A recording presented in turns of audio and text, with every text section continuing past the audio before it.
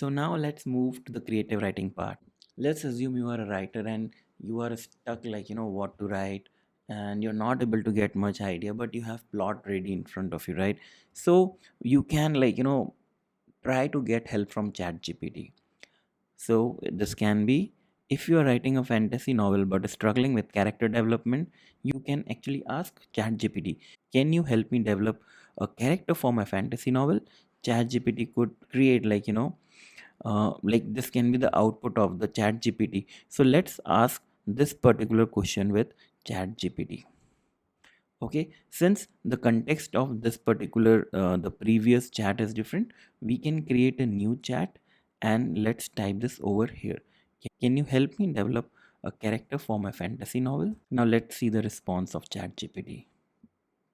So now it is actually helping me, uh, like, to think about some questions. And so now ChatGPT has given me some questions.